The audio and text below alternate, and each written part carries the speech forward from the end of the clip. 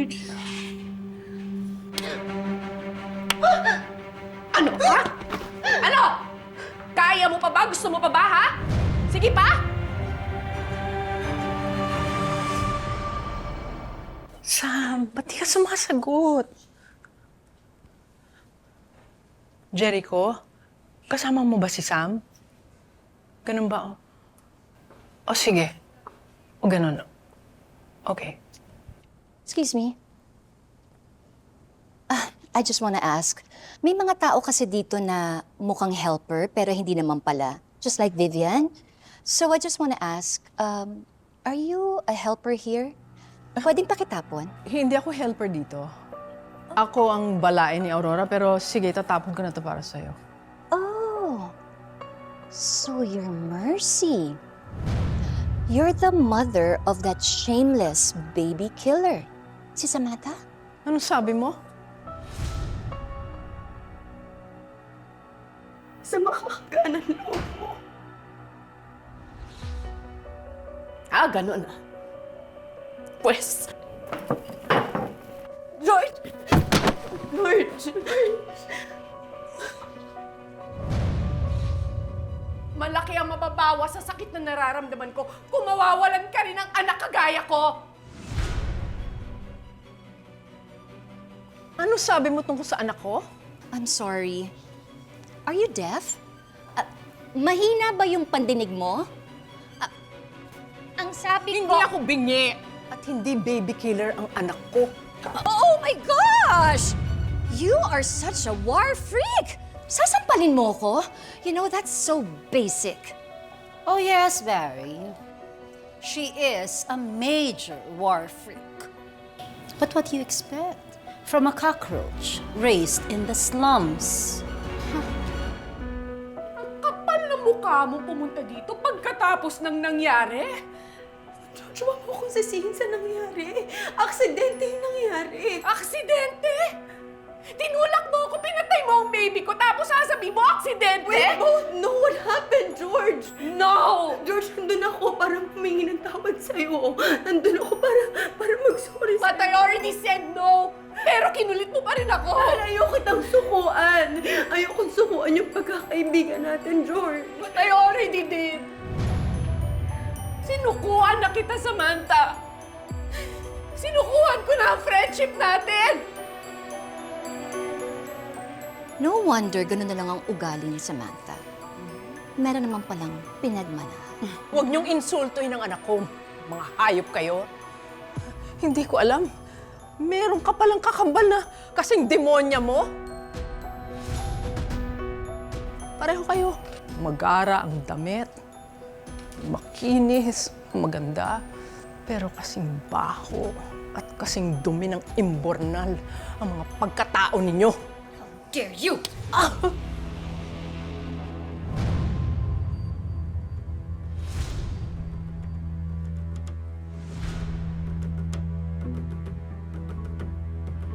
Pero mapilit ka pa rin.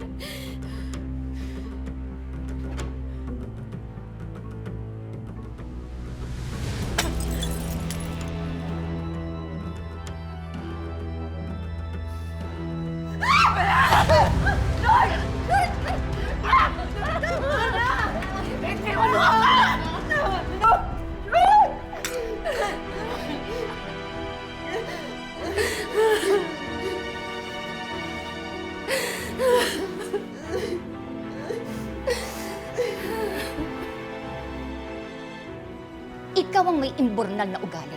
Hindi ako. Ngayon naiintindihan ko na kung bakit ikaw ang pinili ni Orly. I know, right? Wala namang matinong lalaki kasi ang magtitiis sa ganitong klaseng babae. Huwag niyo nang idamay ang asawa ko dito. Ang asawa kong pinatay mo, Aurora. Papatayin mong baby ko. Oo! Dahil yan ang kabayaran sa pagpatay mo sa anak ko. Dugo sa dugo, laman sa laman, anak sa anak. George, alam ko masakit yung nararamdaman mo ngayon, pero huwag mong idamay ang baby ko. I can't lose my baby. No. Bakit hindi? Ikaw lang ba ang pwedeng matuloy ang pagiging nanay at ako hindi?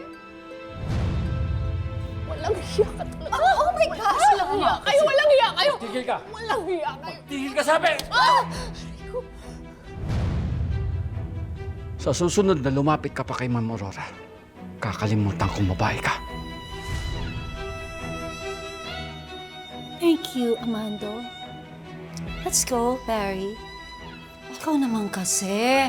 Kung saan-saan ka nagsusuot dito sa bahay ko. Oh, maybe because your mansion is so huge. I don't know where to go.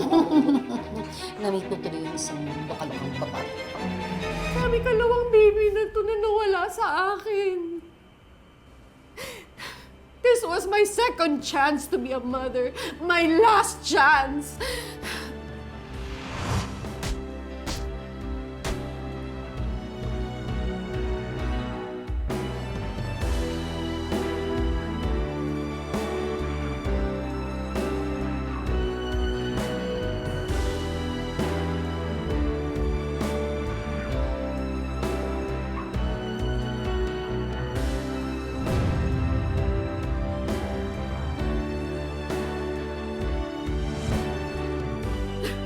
Ibig mo sabihin,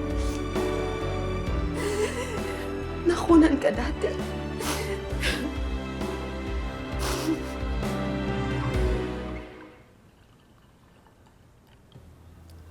Cheers, my dear Barry. My sexy friend.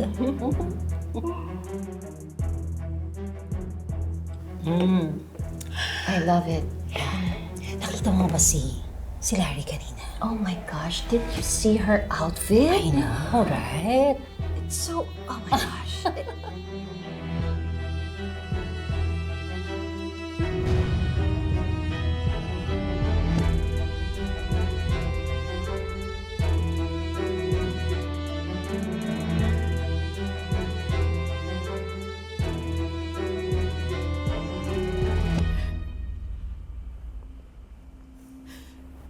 Do you know what it feels like to be a mother of a dead baby? Yung hindi mo man lang nakita yung anak mo, hindi mo man lang nahawakan, hindi mo man lang nayakap. Alam mo ba yung pakiramdam nun, Sam, ha? Alam mo ba? Exactly. Dahil hindi ka pa nakukunan. Kaya ipaparamdam ko rin sa'yo!